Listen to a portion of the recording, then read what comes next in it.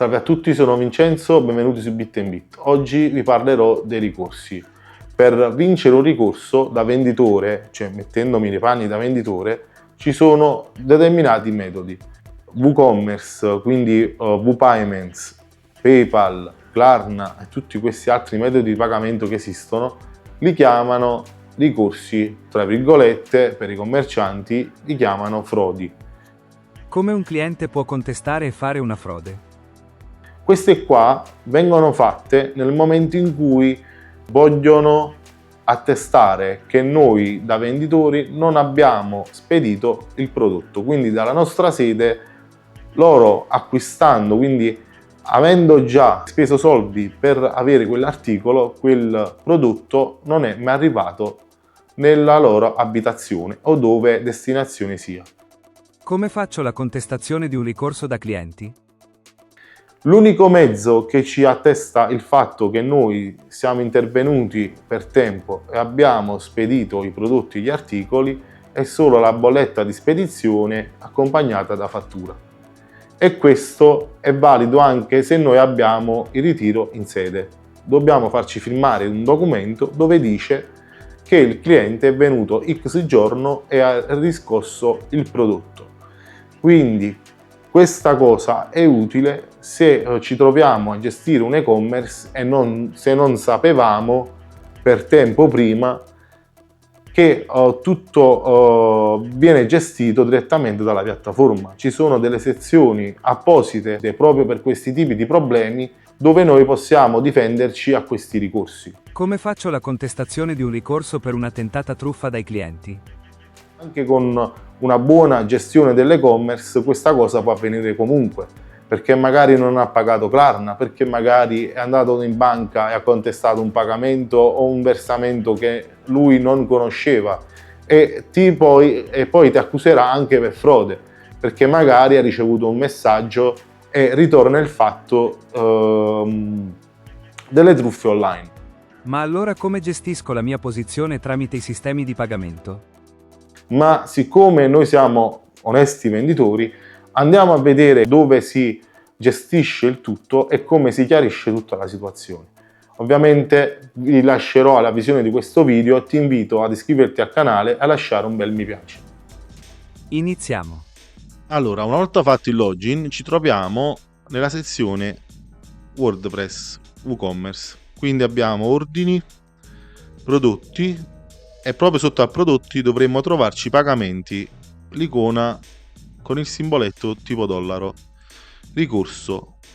Ora non so se solo questo sito o quelli che ho visto non hanno l'avviso automatico di questi ricorsi. In ogni caso vi faccio vedere un ricorso perso. Questo ricorso è stato perso perché c'è stata la negligenza di non rispondere al ricorso. Abbiamo degli importi che dobbiamo versare nel momento in cui stiamo perdendo la causa, cioè la causa di ricorso. Se noi non rispondiamo, stiamo accettando la condizione del cliente che dice che noi non abbiamo spedito la merce o che il cliente comunque non ha accettato o riconosciuto quel tipo di pagamento e ti contesta l'avvenuto importo. Quindi ci sta dicendo che lui non ha ricevuto niente. Cosa succede? Che l'e-commerce ti chiede soldi, dove perdiamo una commissione di transazione che sarebbe quella basilare più la contestazione di 15 euro. Allora andiamo a vedere i documenti. Mettiamo il caso questo ricorso era per tempo risposto, noi potevamo caricare dei documenti.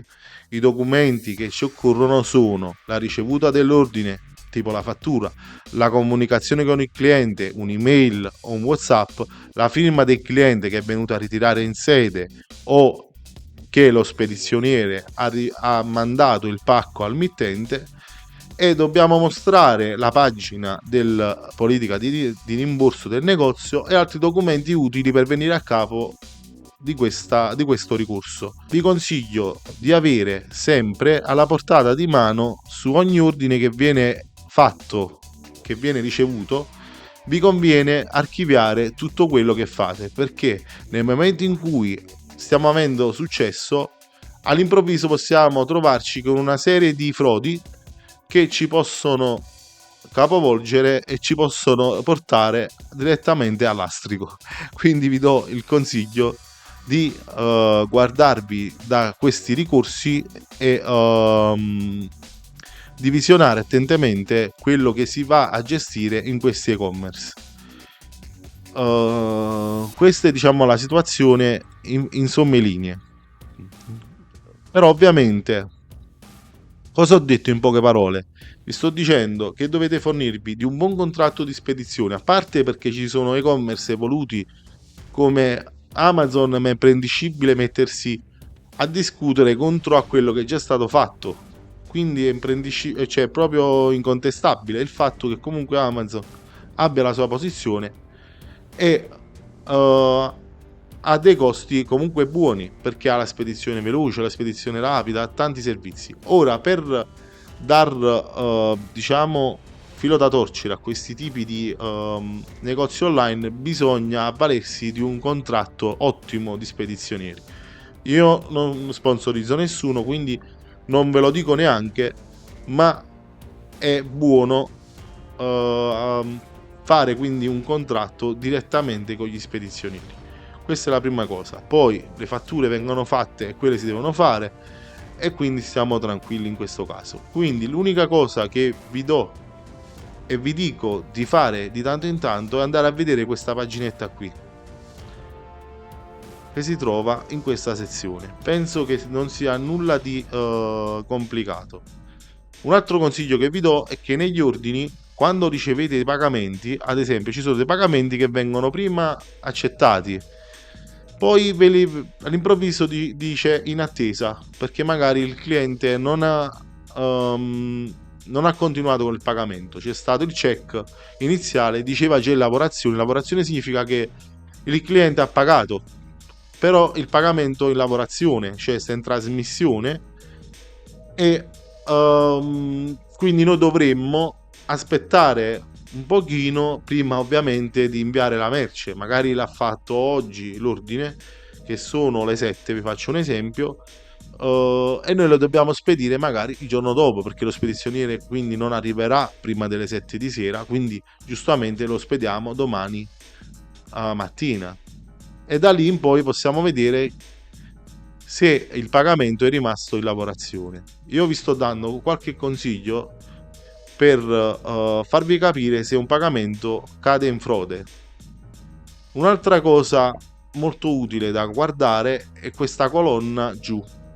Tutto quello che c'è scritto in questa colonna a destra dello schermo, dove c'è scritto tracciamento di spedizione PayPal.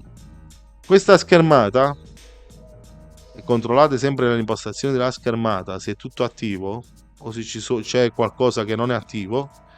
Ci sono i messaggi di autorizzazioni di pagamento, e qui ci sono anche gli avvisi di frode di rischio, cioè il rischio e la frode, cioè vi stanno frodando. Diciamo, non è un sistema prettamente buono che vi salva da questo, ma già vi dà qualche segnale, e se non lo facciamo WooCommerce ci penalizza, quindi dice hai sbagliato, perché tu dovevi guardare a questa situazione qui. Noi abbiamo avvisato nella schermata, non so se adesso la vedete perché c'è la webcam, ci sono io nello schermo, quindi comunque ti dà una sorta di avviso per far sì che tu ti difenda da certi tipi di pagamenti.